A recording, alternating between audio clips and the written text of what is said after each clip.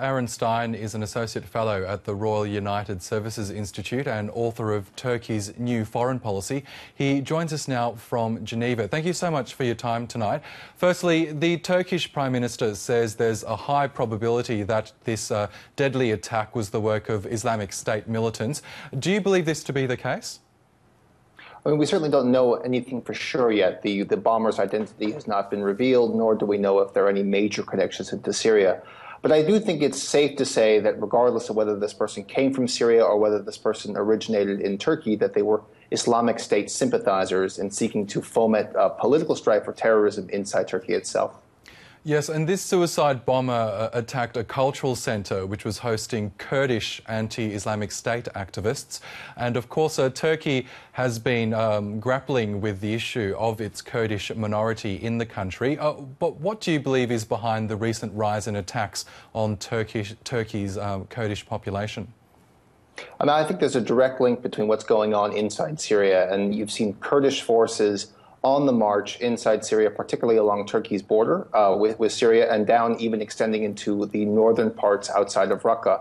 And because of that, ISIS has been pushed out of certain territories, most recently Tel Abyad, and they appear to be relying more and more on suicide bomb attacks, both vehicle-borne and what looks like inside Turkey sympathizers that are targeting associated Kurdish political forces in retaliation for this Kurdish advance inside Syria. The Turkish government has also been accused of turning a blind eye to the rise of Islamic State, and there have been protests on the streets of Istanbul blaming the government for the blasts. What's the public sentiment in Turkey about how the government has been dealing with the threat of these militants? I mean, there's a growing recognition in Turkey that the Syria policy isn't working. I mean, the government's approach to Syria has never been widely popular. Has never been widely popular amongst a majority of Turks. But the country is becoming more and more polarized over Ankara's handling of the Islamic State, where you have a large majority of Kurds, and I would say a very large majority, who associate the Islamic State with Turkey's ruling party, the AKP, and the AKP, which is very much on the defensive, which is trying to distance itself from this perception and trying to portray itself as being on the front lines in the fight against ISIS. So do you believe that the government is at the front line, as the government claims it is?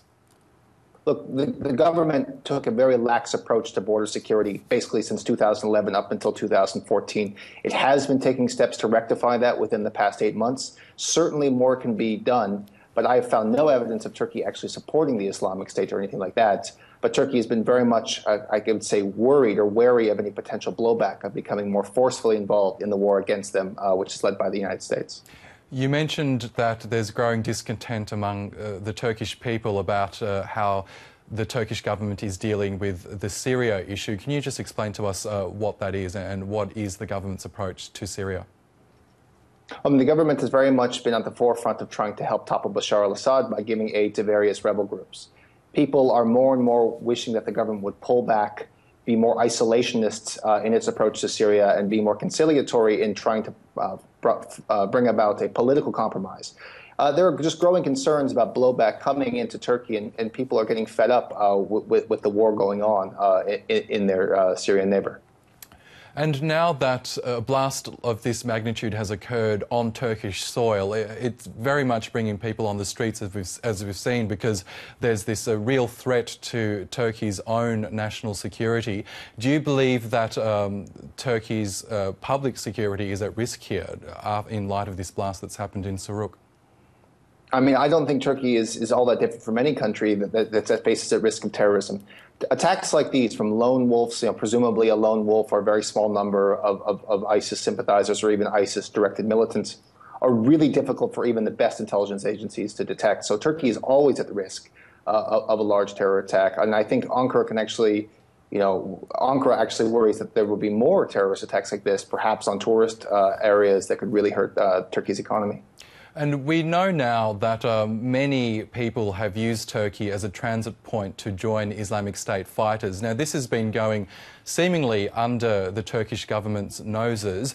Do you think the government now will be forced to step up and perhaps address this issue of people travelling through Turkey in order to join the fight with Islamic State? I mean, there certainly more can be done, but Ankara has been trying to do more about this, as I said, for the past 8 months. But Ankara is of the opinion that the way to deal with ISIS is to topple the Syrian regime and bring in a political, foster in a political solution with a mutually agreed upon leader that everybody can agree upon to govern a future post-Assad Syrian state. My understanding, or at least about the way Turkey will handle this moving forward, is that they will very much continue to push for their preferred policy rather than focus solely on the ISIS threat in the near future. Okay, Aaron Stein, we'll have to leave it there, but thank you again for your time tonight. Thank you.